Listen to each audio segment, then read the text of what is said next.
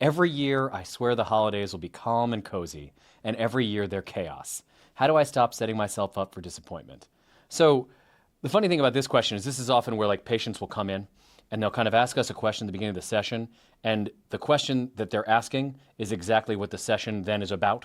So, in this sense, like someone who says, how do I stop setting myself up for disappointment? They're already halfway there in terms of the solution. And we would normally say, well, let's talk about how you guard against the idea that everything is going to turn out perfectly, or that all of your preparations will stop that particularly chaotic relative from coming in and being chaotic, or that, any preparation you make or anything you plan will make it so your kids aren't kids. We'll kind of go through, and what we look for, and this is the essence of a lot of us as cognitive behavioral, therapists, is we'll kind of say like, well, let's talk about some of the thinking traps that we have as people. Most of the time, we're talking about thinking traps as negative things, like I'm terrible at math, or I think that everything is going to turn out terribly because we didn't have the turkey that I was expecting. Those are kind of the thinking traps we get into when people are like expecting the worst.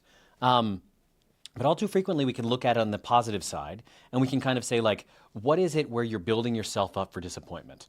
Where are you building yourself up in a way that the past evidence in no way supports? And so the thing is, we don't just want to be all doom and gloom about it and saying to somebody, like, there's no calm and coziness. It's more about this notion of saying to someone, okay, what we want you to do is accept the uncertainty and tolerate it, that chaos might come, and that chaos might come at unpredictable moments that you cannot anticipate nor control for. And then beyond that, how can we find pockets of that calmness and coziness that at least get you some of what you feel like makes the holidays what they are for you?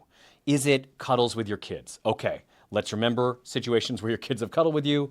What helps us get to a situation where that might actually happen? Is it a long conversation with your mom that also, avoids certain topics? How can we be bounded in a conversation in a respectful way while also having a conversation that feels like it's a great moment of reconnection? All we're doing with patients, with families, is trying to go through those questions with them and say, how can you manage your expectations that everything's going to be perfect, ride out the chaos when it happens, and then still set the situation up so that you can find those pockets that make you feel more connected to your family, or more like you get to do the rituals that bring you joy. That's the big thing. This is going to come into play a lot in the next few questions.